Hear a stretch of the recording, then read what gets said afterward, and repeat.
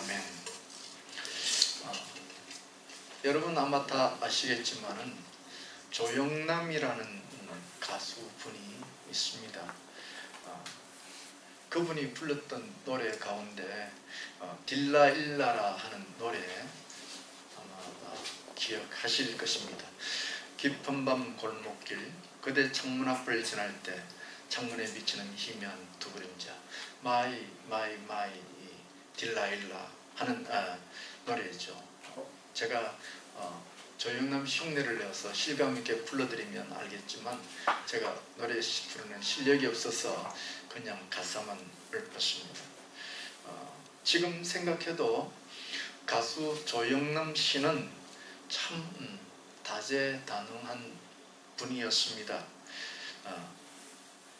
지금부터 세월이 벌써 한 60년 되었죠. 그가 데뷔할 때 딜라일라라 하는 노래 제목으로 데뷔를 했습니다만 딜라일라라는 발음은 영어 발음이고 우리 성경에는 들릴라죠. 들릴라.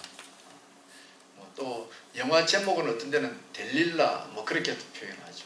그래서 이 조영남 씨가 데뷔곡으로 이렇게 외국 곡을 이제 번역을 해서 우리의 실정에 맞도록 부른 곡을 번안곡이라 그러는데 조영남 씨가 딜라일라라는 노래를 부를 때 그 딜라일라가 여러분 다름 아니라 들릴라, 삼손과 들릴라 할 때 그 들릴라였다 하는 거 아마 어쩌면 생소하게 들릴지도 모르겠습니다. 그런데 이야기를 들어보면 이 조영남 씨가 어릴 적에 어머니랑 함께 교회를 참 열심히 다녔다고 하지 않습니까? 그러니 아마도 제 생각에 짐작컨대 조영남 씨도 교회에서 어린이 시절이나 이런 시간에 삼손과 들릴라라는 이야기를 한두 번쯤은 분명 들어보았을 것입니다. 그런데 이 조영남 씨가 이 딜라일라라는 노래를 불러서 데뷔를 했는데 그리고 지금도 이 조영남 씨 이름이 우리에게 기억이 되는데 참 안타까운 것은 이 조영남 씨의 걸어가는 인생길이 꼭 삼손이 걸어갔던 그 길을 걸어간 것은 아닌가 그런 생각을 하게 되어지고 조영남 씨를 보면서 참 정말로 재주가 많잖아요. 그저 신앙인의 한 사람으로서 생각해보면 그의 많은 그 재주, 그 재능이 그가 믿었던 하나님을 위해서 사용되었으면 참 얼마나 좋았을까 생각하고 요즘 각종 이렇게 재판에 연루되고 이런 불편한 소문을 들으면서 참으로 안타깝게 생각합니다. 인생에 있어서 추락한다는 것은 옛날이나 지금이나 많이 들려오는 이야기 같습니다. 얼마 전에는 가족의 일로 인하여 그냥 한 방에 훅 간 국회의원 이야기도 있었죠. 또 코로나19로 인해서 수십 년간 유지해오던 그 사업장이 그만 속절없이 무너지고 문을 닫았다 하는 그런 이야기도 들립니다. 그러나 인생에 있어서 이렇게 속절없는 추락을 맞이할 때 믿음이 있다고 하면 내가 비록 어쩌다가 살다가 인생에 있어서 이렇게 추락하는 현장에 노출되었다 하더라도 믿음이 있다고 하면 그것이 내 인생을 종결지어버리는 것이 아니고 끝나버리는 것이 아니고 믿음이 있다고 하면 어떻게든지 다시 부활해서 비상에서 결국은 우리의 삶의 마지막이 하나님의 영광을 드러내게 하는 것이 아니냐, 그런 생각을 해봅니다. 삼손은 이스라엘의 사사였지만은 전형적으로 추락이라는 것을 경험한 사람이었습니다. 젊은 날 혈기에 사로잡혔고 심지어 악에 빠지기도 했습니다만은 삼손은 인생의 그 마지막에 젖먹는 힘을 다해서 하나님을 찾잖아요. 소경이 되어서, 그죠? 소경이 되어서 하나님을 찾고 기적처럼 성령의 날개를 달고 부활하여서 하나님의 사람으로 아름답게 인생을 마감합니다. 저는 오늘 설교를 마음의 성소를 더럽히지 마라 하는 주제로 말씀을 드리게 되었습니다. 마음의 성소를 더럽히지 말라 하는 주제는 오늘 제가 읽은 것처럼 고린도전서 3장 16절로 17절을 근거로 했습니다마는 제가 주로 이야기를 하고자 하는 이야기의 전개는 삼손의 이야기, 특히 삼손의 이야기 가운데 삼손의 머리카락이 그 들릴라에게 잘려나간 이야기를 가지고 말씀을 전해드리려고 합니다. 그러면 마음의 성소를 더럽히지 말라 하는 설교의 주제와 삼손이 들릴라에 의하여 머리카락이 잘려나가는 일과 무슨 연관이 있느냐를 잠시 설명해 드리고자 합니다. 우리가 상식적으로 생각할 때 삼손이 괴력을 발하는데 우리는 영화나 이런 것을 통해서 마치 삼손의 머리카락 자체에 어떤 신비한 힘, 무슨 마술적인 힘이 있는 것으로 오해하기 쉽지만 실상은 그렇지 않죠. 뭐 머리카락에 무슨 어떤 신비한 힘이 있겠습니까? 오히려 삼손이 들릴라에게 머리카락이 잘렸던 이야기는 거기서 성경이 우리에게 이야기해 주고자 하는 심오한 영적인 원리가 있을 것이라고 생각합니다. 그러면 삼손의 머리카락이 잘린 것과 여기에서 성경이 말하고자 하는 신령한 영적 원리는 그러면 무엇이냐 하는 것입니다. 좀 다른 이야기를 말씀을 드리면 성경에 보면 엘리사 이야기가 나오죠. 엘리야의 바톤을 이어받은 엘리사 이야기가 나오는데 이 엘리사에게 이해하지 못할 사건이 하나 성경에 있습니다. 그것은 어린아이들이 엘리사 보고 대머리라고 놀린 거예요. 그러자 엘리사가 분노해서 이 어린아이 42명을, 무려 한두 명도 아니고 42명을 저주하죠. 그래서 그 본문을 보면 아니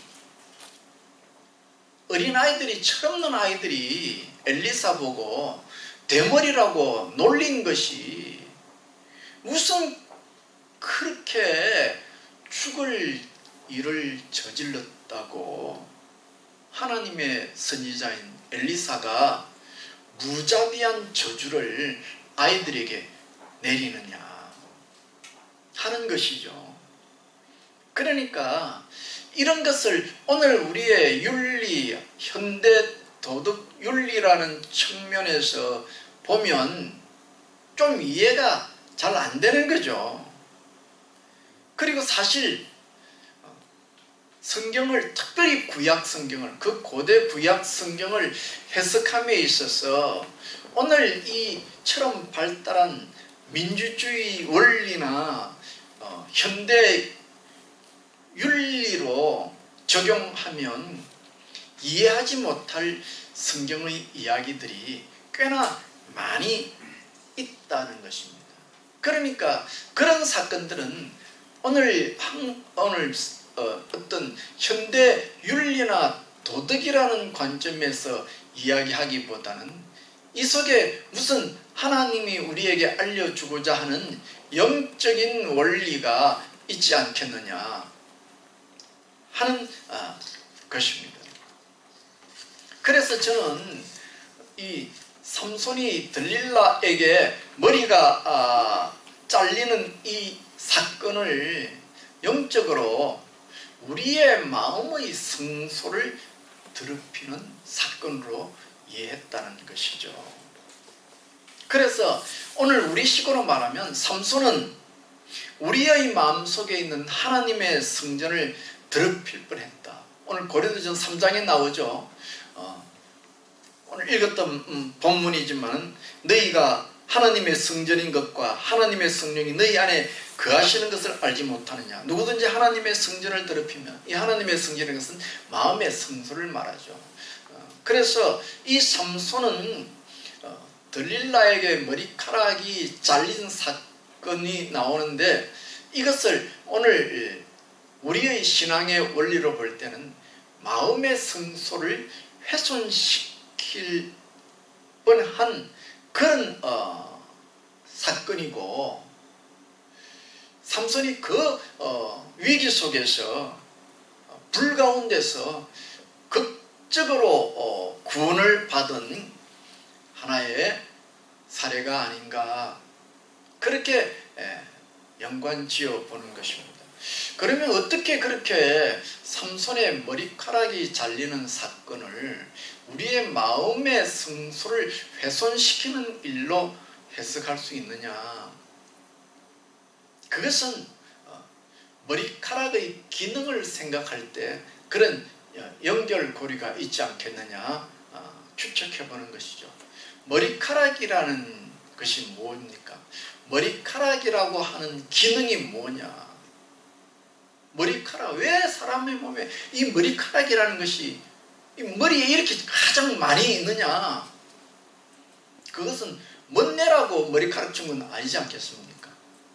하나님께서 사람에게 머리카락을 허락한 것은 폼 잡으라고 미장원 가서 볼을 볶으라고 준 게 아니고 우리의 머리를 보호하기 위함이죠. 무언가 부딪히면 머리카락이 있어서 완충작용을 하고 이렇게 해서 머리를 보호하기 위해서. 그래서 사람에게 있어서 가장 중요한 게 뭐냐? 머리잖아요. 그러니까 머리카락이라고 하는 것은 사람의 가장 중요한 기능인 머리를 보호하기 위한 그런 것이죠. 이거를 영적으로 생각하면 하나님과 우리의 관계에 있어서 가장 중요한 것이 뭐냐? 성소죠. 다시 말하면 성소라는 하나님과 우리가 영적으로 만나는 곳 아니에요. 그러니까 그것이 가장 중요하죠.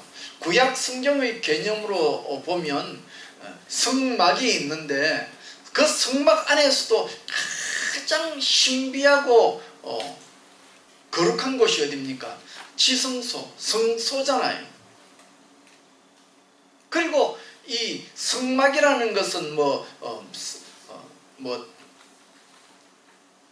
성막의 뜰이라든지 울타리라든지 이런 모든 기능들은 성소를 지키기 위한 하나의 보조 역할을 하는 거죠. 마치 머리카락이 머리를 지키고 보호하기 위해 있는 것처럼 성전의 모든 기능은 성소를 지키기 위한 것이죠. 따라서 나시린의 특징 가운데 특징 1번을 들라 그러면 나시린은 머리카락을 자르지 않는 거잖아요. 다시 말해 이게 무엇을 의미하느냐 하니까 나실린이라는 것은 그 당시 이스라엘 백성들 가운데 특별히 하나님과 자신 사이에 맺혀지는 신령한 영적 관계가 있는데 이거를 보호하고 지키는 사람, 이스라엘 가운데서 특별히 하나님과의 영적 관계를 소중히 여기고 지키려고 애쓰는 사람이라 하는 뜻이 되어지고, 그 나실인이라는 뜻을 오늘 우리로 생각하면 하나님을 믿는 거룩한 영적 백성, 오늘 우리들을 말한다 할 수 있을 것입니다. 그런데 나실린이 무슨 일을 잘못해가지고 사역을 그만두게 되었다든지 징계를 받게 되면 무엇부터 하느냐니까 구약 성경을 보면 나실린들의 머리를 잘라버렸어요. 머리를 잘라버리고 만약에 나실린이 10년 동안 나실린으로 살았는데 뭘 잘못했다 그러면 나실린의 머리를 잘라버리고 10년 동안 봉사한 것이 그것이 다 무의로 돌아간다 하는 것이죠. 그런데 이 삼손은 나실린으로서 자기가 어떤 잘못해서 머리를 자른 것이 아니고 자기의 의지와는 상관없이 타의에 의해서 머리를 잘렸기 때문에 이건 오늘날로 말하면 사탄의 공격을 받은 거죠. 내 마음에 있는 하나님이 임재하는 영이라는 소위 마음의 성소에 사탄이 침략한 그런 것이다 하는 겁니다. 구약 성경을 읽어보면 남유다 왕 가운데 유명한 왕이 한 분이 있습니다. 히스기야 왕이라는 분이 있는데 히스기야 왕은 훌륭한 왕이죠. 훌륭한 왕인데 말년에 큰 실수를 하나 범합니다. 그건 뭐냐니까 히스기야 왕이 이제 병에서 나았을 때 이제 국빈으로 방문한 바벨론 사람들을 사신들을 향해서 그들을 데려가가지고 어떻게 하느냐 하니까 성전 안을 다 구경시켜주는 거예요. 아마도 히스기야 왕의 입장에 있어서는 자신의 국력을 과시함으로써 무언가 바벨론과의 어떤 군사 정치적인 연결을 얻고자 했을지도 모르죠.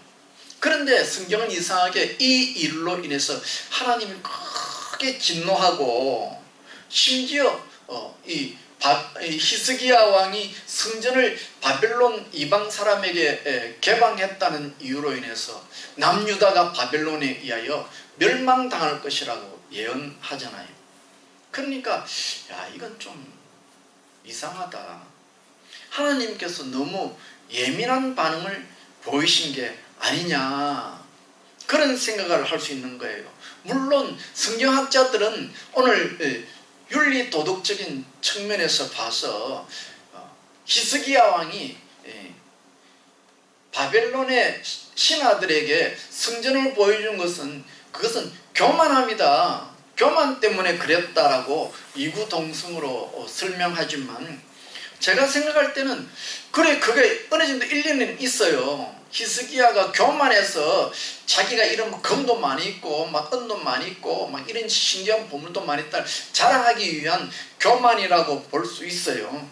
그러나 히스기야 한 사람이 교만했다고 해서 그것 때문에 하나님께서 빌미를 잡아서 남유다 왕국이 바벨론에게 멸망할 것이라고 예언한다고 하면 하나님이 좀 과민 반응을 한 것이 아닌가, 좀 과하다, 그거는 그런 생각을 하지 않을 수가 없다는 것입니다. 그러면 왜 하나님은 이렇게 우리가 보기 윤리 도덕적으로 볼 때 지나치게 과하게 보이는 그런 심판을 선포했느냐? 성전이라는 개념을 통해서 보면 그것은 심각한 범죄이기 때문입니다. 다시 말하면 바벨론 사신에게 하나님의 성전의 비밀한 은밀한 내부를 보여줬다고 하는 것은 사실 성전이라는 것은 그 안에 성소라고 하는 것은 아무나 들어갈 수 있는 게 아니고 이스라엘의 대제사장이 단 하루만 속죄소에서 흘린 피를 들고 백성의 죄를 사함받기 위해서 들어가는 아주 영적으로 은밀하고 비밀스러운 거예요. 그곳에서는 대제사장이 1년에 한 번 백성을 대표해서 하나님과 만나는 그런 곳이단 말이에요. 그런데 그것을 공개를 했다고 하는 것은 그 하나님과 이스라엘 백성들이 만나는 그 신비한 교제에 사탄이 침노할 수 있도록 개방했다는 것이고, 오직 하나님에게만 그 문을 열어서 하나님이 임재하도록 해야 할 그 성소를 사단에게 문을 열어서 사단이 들어와서 노략질하게 한 것이라는 차원에서 볼 때는 그런 큰 심판이 예언될 수 있다 생각할 수 있는 것이죠. 그래서 오늘 저는 이 삼손이 들릴라에게 머리카락이 잘린 사건을 가지고 고린도전서 3장 16절로 17절 말씀을 연결시켜서 마음의 성소를 더럽히지 마라 라고 정할 수 있었던 것입니다. 그러면 왜 마음의 성소를 더럽히지 말아야 하느냐? 마음의 성소가 어떤 상황에 처했길래 성소를 더럽히면 안 된다 그렇게 경고하시느냐 하는 겁니다. 우리가 이 구약의 삼손의 머리카락 잘리는 사건을 고린도서 3장에 있는 마음의 성소, 성전과 관련해서 이야기를 하면서 말씀을 드리면, 우리의 마음이 성전이라 그랬잖아요.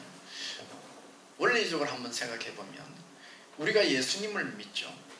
신비한 일이지만 우리는 알지 못하는데, 성경에 기록된 이야기들을 보면 우리가 예수님을 믿고 하나님을 받아들이면 어떤 일이 있느냐니까, 영적으로 우리는 알 수는 없지만, 느낄 수는 없지만, 내가 예수님을 믿는 순간에 하나님의 영이 어떻게 돼요? 내 마음의 성전에 들어오시잖아요.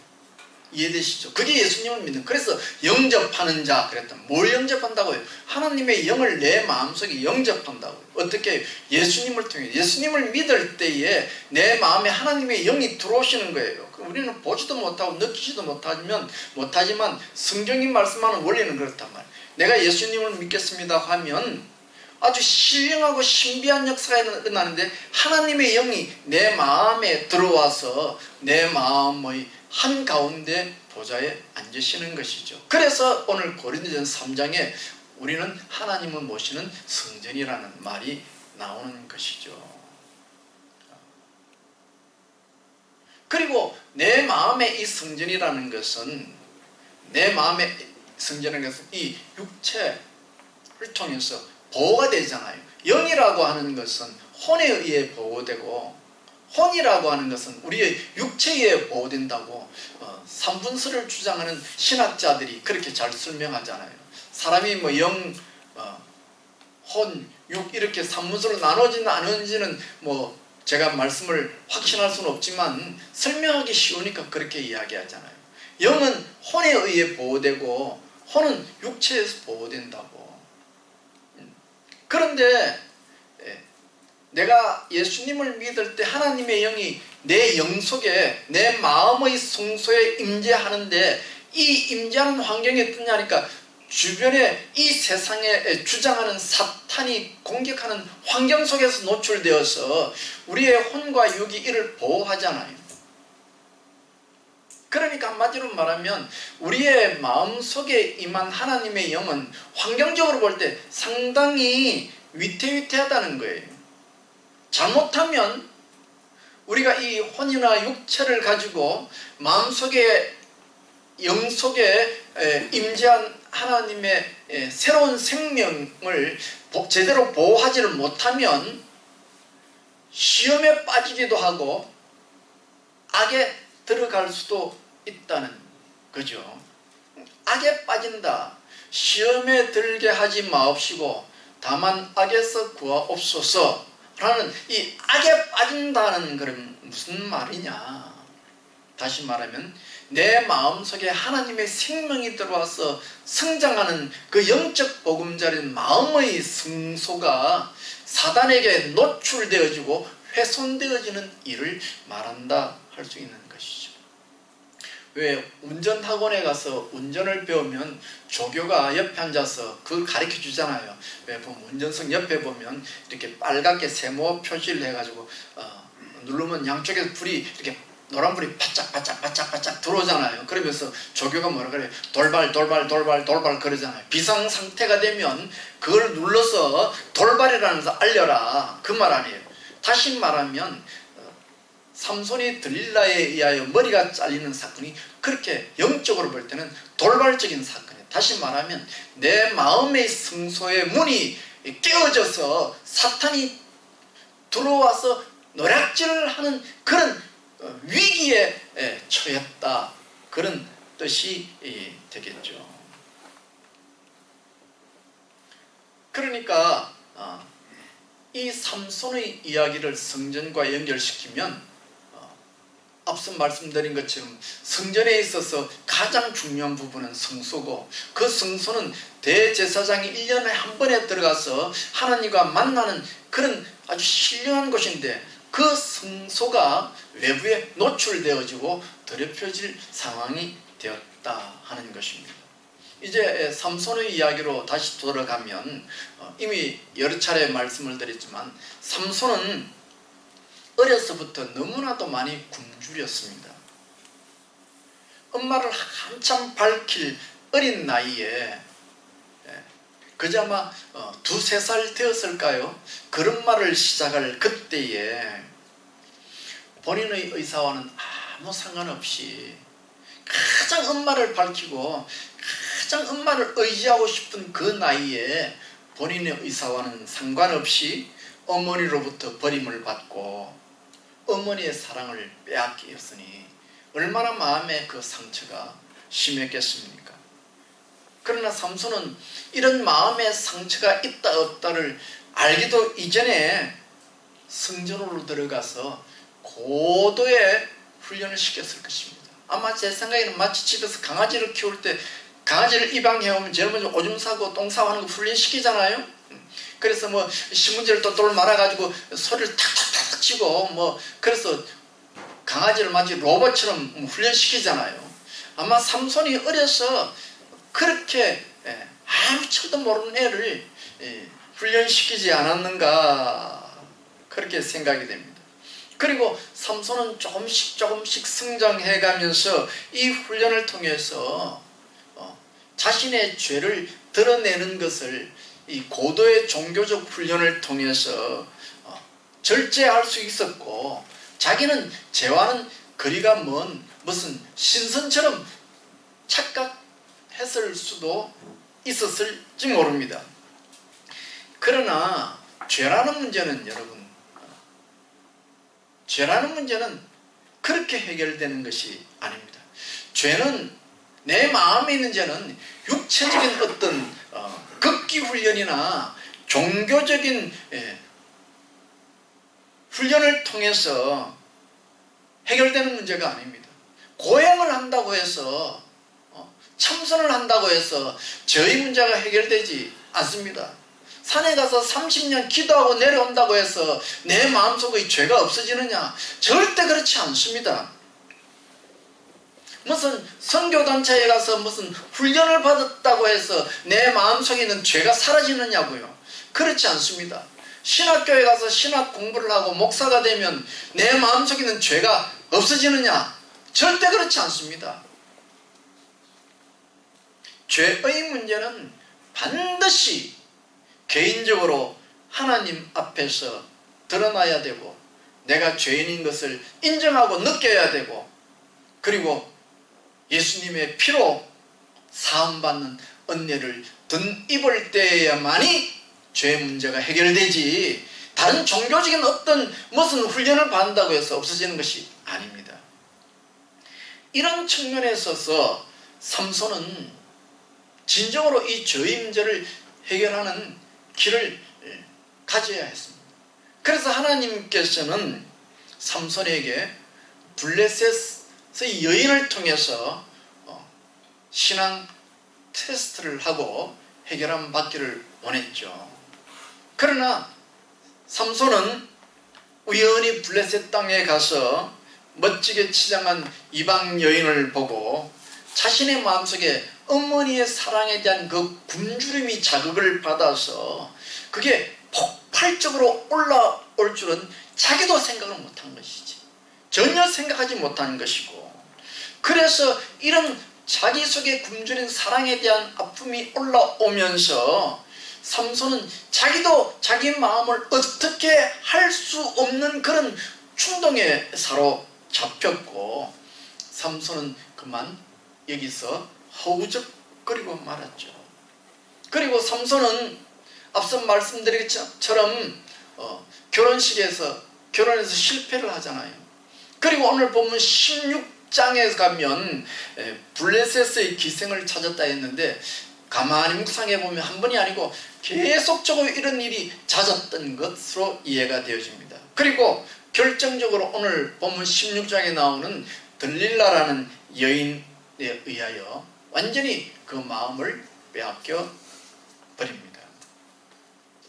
그리고 이런 틈을 노린 사단은 들릴라를 통해서 삼손의 영적 비밀을 캐내기 원했고, 들릴라는 이 비밀을 알아내기 위해서 삼손에게 바가지를 긁고, 삼손은 이것 때문에 얼마나 시달렸는지 번뇌하여서 죽을 지경에 이르렀다라고 말합니다.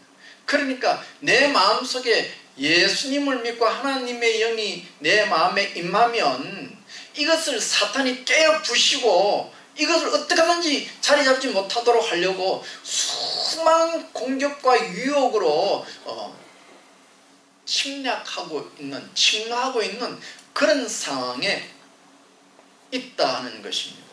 그래서 이런 인생의 약점을 잘 아시는 예수님께서 주기도문을 통해서 우리에게 시험에 들지 않도록, 그리고 시험에 든다고 하더라도 궁극적으로는 악에 빠지지 않도록 너희들이 기도해야 된다 라고 우리에게 미리 경고하시는 것입니다.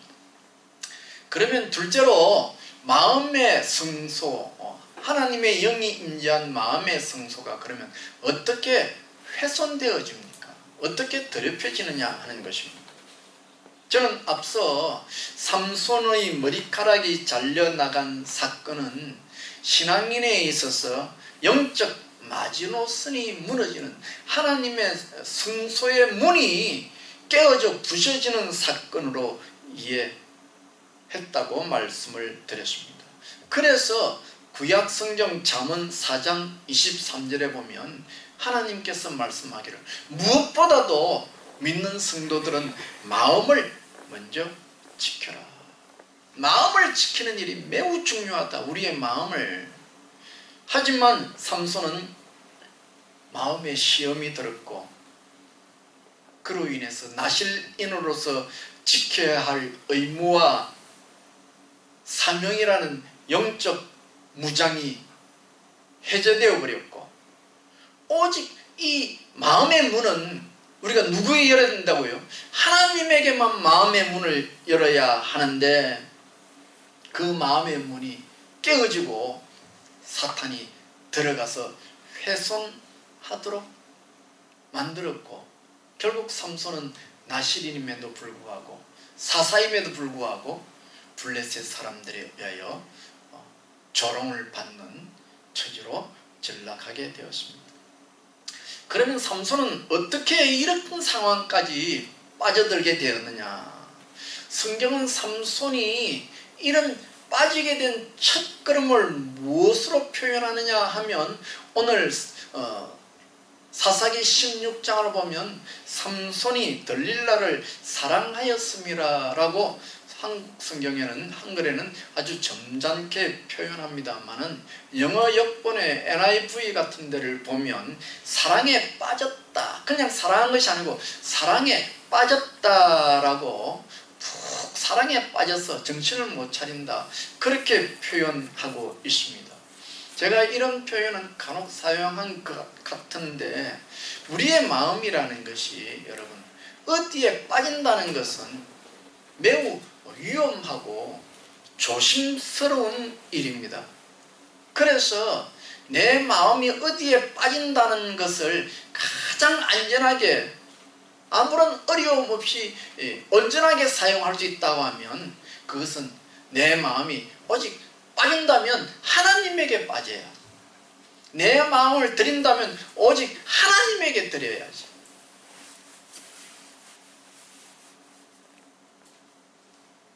다시 말하면 성소론 믿는 자의 마음은, 하나님을 만나는 내 영은 어떤 무엇에도 숨겨지고 보호되어야 되고 파수되어야 하고, 이 영역만큼은, 내가 하나님을 만나는 이 영역만큼은 이 세상에 그 누구도 침노해서는 안 된다, 이것만큼은 지켜야 한다 하는 것을 말하는 것이죠. 그러나 삼손은 들릴라에게 마음을 빼앗김으로 인해서 나실인으로서 지켜야 할 신비한 비밀과 그 영적 교제를 노출해버렸고, 그만 돌발적인 상황에 이르러서 내 마음에 임한 하나님의 영은 그만 사탄의 공격을 받아서 그 구테타에 쫓겨서 하나님의 영이 내 마음이 저 구석진대로 코너에 몰리는 거죠. 지금은 뭐 그게 없지만 저희들이 고등학생, 대학생 시절에는 사형리라는 CC 그 전도 책자가 굉장히 유행했었습니다. 거기 보면 그 사형리라는 그 전도 책자가 두 개가 있는데, 하나는 감색으로 된 안 믿는 사람에게 전하는 사형리가 있고, 하나는 군청석으로 된 예수를 믿는데 교회를 잘 안 다니는 사람에게 전하는 그 사형리가 있습니다.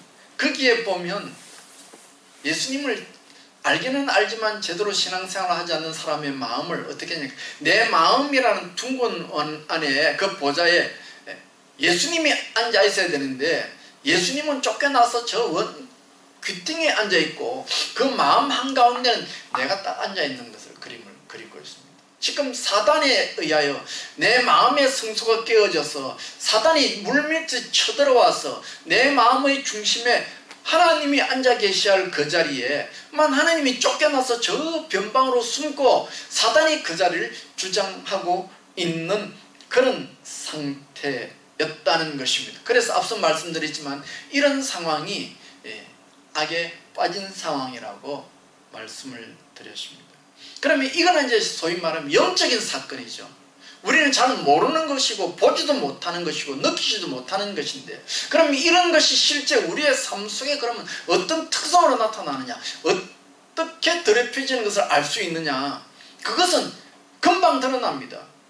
내 마음의 성소가 사탄에 의하여 깨어지고 내 마음이 사탄의 손길로 훼손되어지고 내 마음속에 임한 하나님의 영이 쫓겨서 저 변방으로 쫓겨나는 영적인 일이 일어나면 내 삶 속에 분명히 그런 일이 일어나.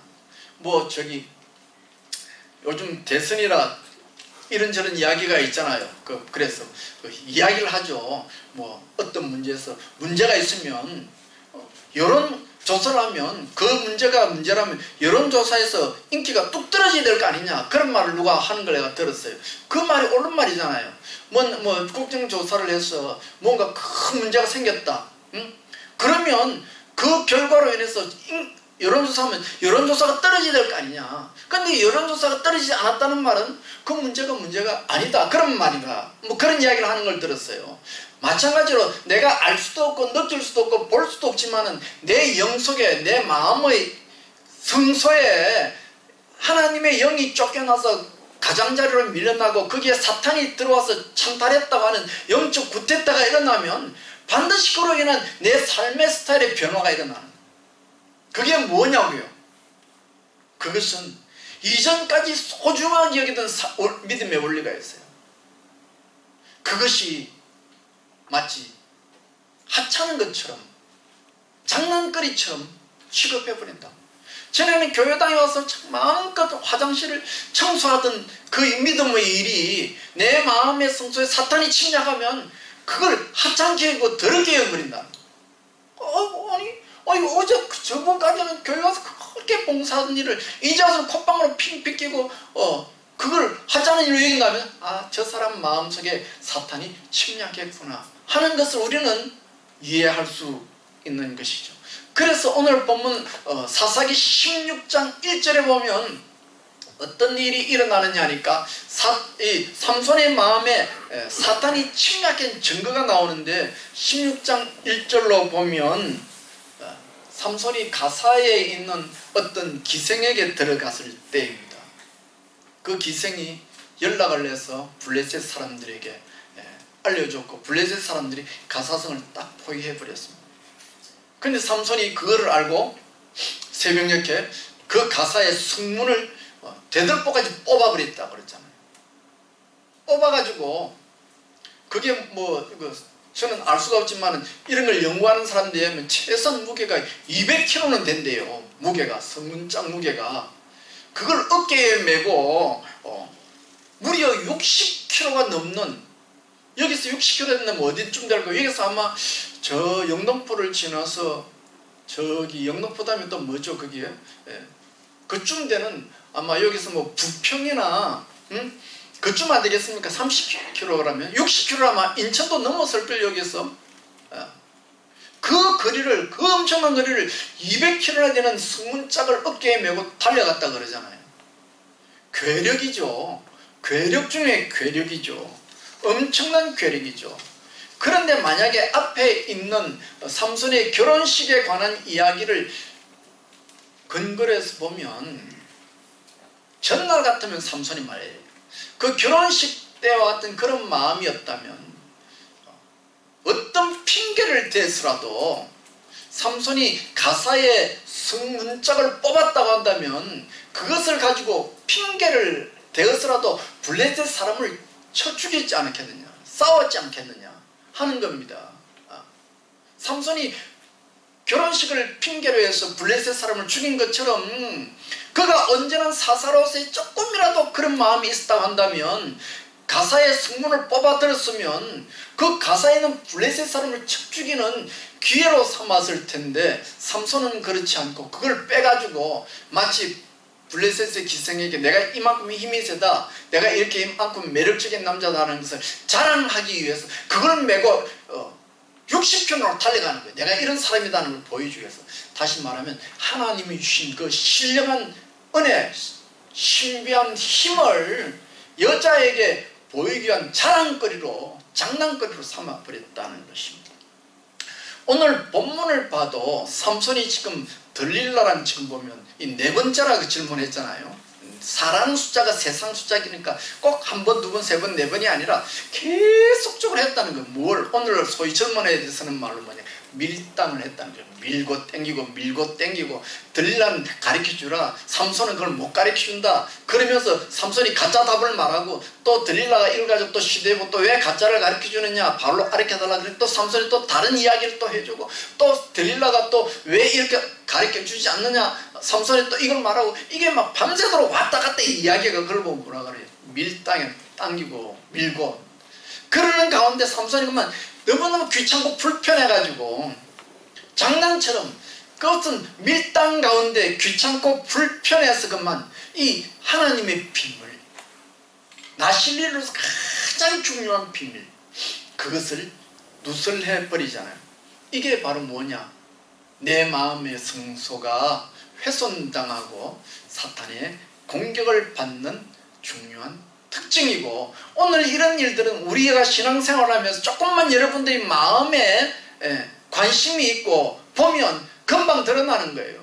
어제까지도 하나님이 열심히 했던 그 일을 마음에 사탄이 들면 안 해버리는 거예요. 안 해버리고 다른 짓을 해버리는 거예요. 세 번째로 그러면 어떻게 하면 우리는 이런 마음이 더럽혀지는 내 마음의 성소가 훼손되는 일을 막을 수 있느냐. 그것은 예수님께서 우리에게 정확하게 말씀해 주시죠. 주기도문을 통해서 시험에 들게 하지 마옵시고 다만 악에서 구하옵소서. 이 다만이라는 말은 굉장히 역설적이고 강조가 되는 표현입니다. 내가 살아가면서 인생에 있어서 시험 드는 수가 있다는 거예요. 왜? 내 영이 위치한 상황이 주변 세상에서부터 공격을 받을 수 있는 것이기 때문에 시험 받을 수는 있지만, 그러나 그렇다고 해서 어떻게 하든지 내 마음에 사탄이 들어와서 악에 빠지는 일만큼은 막아라 하는 것입니다. 우리가 이 땅에 살아가는 신앙생활을 영적 전쟁이라 그러잖아요. 그럼 영적 전쟁은 우리가 누구랑 싸우는 겁니까? 남편이랑 싸우는 겁니까? 자식이랑 싸우는 겁니까? 아니죠. 영적 전쟁이라는 것은 영적인 존재와 싸우는 것이죠. 사탄과 싸우는 것이죠. 그러므로 우리가 영적 전쟁할 때 내 전쟁의 대상이 사탄이라면 우리의 힘으로는 감당이 됩니까? 안 됩니까? 안 되죠. 불가능하죠. 어렵죠. 어떻게 우리가 사탄과 대항할 수 있습니까? 그래서 예수님께서 말씀하기를 주기도문에 악에서 구하옵소서라고 기도해라. 내가 이 세상에 살면서 영적 존재와 싸워서 인간의 힘으로는 감당이 안 되기 때문에 너희들은 어떻게 하라고요? 기도해라고 예수님이 가르쳐 주신 것이죠. 그러므로 우리가 이 땅에 살아가면서 시시탐탐 호시탐탐 사탄이 우리를 공격하죠. 우리의 마음에 믿음을 깨어부시려고, 내 마음에 오직 하나님에게만 개방되는 이 성수의 문을 깨어부시고 그것을 확 더럽혀서 망신을 줘서 신앙생활을 못하게 하려고 사탄이 늘 공격해 오기 때문에 우리는 이런 것을 안다면 이것을 이겨내기 위해서 어떻게 해야 된다고요? 주기도문이라는 거예요. 맨날 기도하라는 뜻 아닙니까? 그죠? 주기도문을 가르치는 것은 맨날 그렇게 기도하라는 거예요. 매일매일 기도함으로 혹시 내가 시험에 빠지고 유혹에 빠지고 사탄의 공격을 받는다 하더라도 악에서만큼은 빠지는 일은 없도록 하라 하는 것입니다. 그래서 삼손이 시험에 빠지고 악에 빠져서 머리카락이 잘리고 두 눈이 먼 그 상황 속에서 삼손이 맨 마지막에 어떻게 합니까? 하나님 앞에 기도하잖아요. 블레셋 맷돌을 돌리면서 마지막으로 기도하잖아요. 젖 먹는 힘을 다해서 하나님 앞에 부르짖죠. 그리고 하나님은 그런 삼손에게 어떻게 합니까? 다시 마지막 기회를 주고 삼손은 그 절망 속에서 기적처럼 일어나서 이스라엘의 사사로서 사명을 감당하죠. 그래서 오늘 설교 제목이 비상하는 낙엽입니다. 낙엽이 떨어지지 하늘로 날아가는 거 보셨습니까? 그러나 믿음이 있으면 우리가 인생에 아무리 어떤 추락을 당한다 하더라도 믿음으로 다시 일어설 수 있다, 그 말입니다. 성도 여러분, 우리는 삼손이 마지막 순간에 블레셋 사람에게 조롱을 받는 모습을 보면서 우리는 예수님의 모습을 바라봅니다. 예수님께서 조롱을 받고 채찍질을 당하고 무기력하게 쓰러지는 모습을 삼손이 블레셋의 맷돌에 붙잡혀서 살아가는 모습 속에서 예수님의 고난받으심을 생각합니다. 예수님은 하나님의 아들로서 삼손 이상의 힘을 가지셨지만은 삼손의 마지막 모습처럼 우리를 위해서 무기력해졌고 우리를 대신해서 조롱받았고 우리를 대신해서 십자가에 못 박혀 죽었습니다. 그러므로 우리가 시험에 들고 어떤 때는 막다른 골목에서 사탄에게 악에 빠질 그런 돌발적인 상황에 처했다 하더라도 내가 나를 위해서 대신 조롱을 받고 무기력하게 죽어간 예수님을 바라보면 구원을 얻습니다. 예수님께서 악에 빠지더라도 기도하면 구원함을 얻는다 그랬는데 또 지난 시간에 제가 말씀드렸죠. 어느 교인이 기도뿐이야 라고 했는데 그러면 기도가 무슨 마술적인 힘이 있습니까? 우리는 그렇게 오해하기 쉽습니다. 기도가 무슨 마술적인 힘이 있는 것처럼 기도만 하면 다 된다 그러니 뭐 기도에 무슨 어떤 뭐가 있는 것처럼 기도 자체에 어떤 마술적인 힘이 있는 것이 아니고 기도란 무엇이냐? 나를 위해서 십자가에 못 박혀 죽으신 예수님을 바라보는 것이 기도예요. 그래서 우리는 기도할 때 예수님의 이름으로 기도해야 한다는 게 바로 그거예요. 예수님의 이름으로 기도한다는 그 마지막 그 표현이란 뭐냐니까, 내가 이 기도를 통해서 나를 위하여 십자가에 못 박혀주시고 고난받으신 그 주님을 내가 바라보고 의지합니다는 고백이에요. 그러므로 내가 어떤 인생의 막다른 골목에 놓였다 할지라도 정신을 차리고 나를 위하여 십자가에 못 박혀 죽으신 예수님을 바라본다면 하나님은 우리를 외면하지 않는다는 것입니다. 내가 비록 어리석어서 사탄에게 형편없이 짓밟히고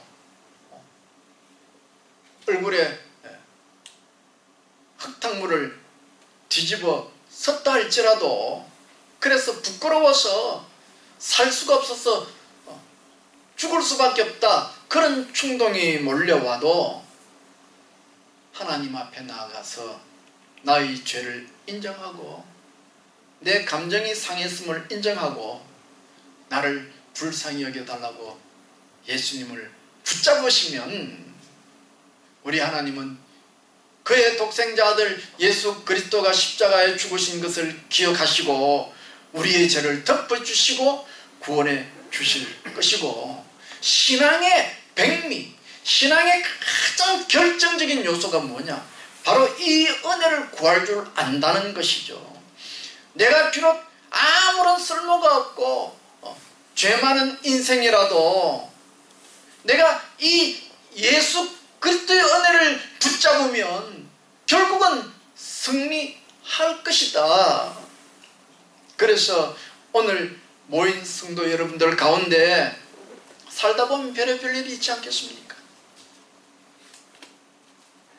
나와 하나님 사이에 있어야 할 소중한 것을 잃어버릴 수도 있고, 사람과 사람 사이에 지켜야 할 어떤 것도 깨어지고 더럽혀진 적도 있을 수 있지 않겠습니까? 그러나 그럼에도 불구하고 내가 나를 위해서 십자가에 못 박혀 죽으신 예수님을 바라본다면 우리는 회복할 수 있다는 것입니다. 물론 하루아침에 되지는 않을 것입니다. 마치 삼손의 머리카락이 소리 없이 천천히 자라는 것처럼 하나님의 주시는 회복과 은총도 시간이 걸리고 서서히 다가올 것입니다.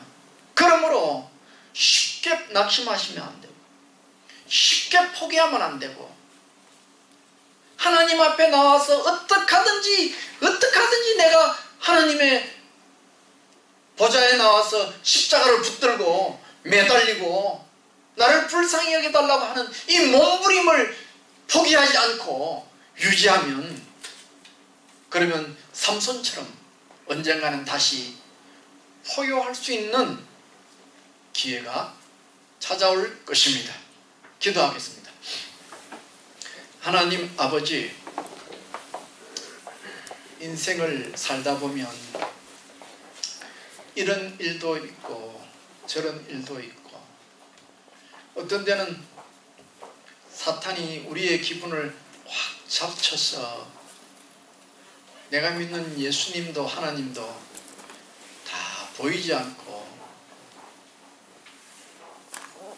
포기해버리고 싶은, 스스로의 인생을 끊어버리고 싶은 그런 충동에 사로잡힐 때도 있을 수 있을 것이라 생각합니다. 그러나 그럼에도 불구하고 삼손처럼 끝까지 나를 위하여 십자가에 못 박혀 죽으신 예수님을 붙잡고 긍휼과 은혜를 사모하면 하나님께서 다시 일어날 수 있는 힘을 주실 줄 확신하오니, 이 믿음을 잊지 않게 하시고 이 믿음을 붙잡게 하셔서 비록 내 인생이 가을철에 떨어지는 낙엽과 같은 처지가 되었다 할지라도 믿음으로 다시 비상하는 은혜가 우리에게 있도록 허락하여 주시옵소서. 감사하옵고 예수님 이름으로 기도하옵나이다. 아멘. 우리 찬송가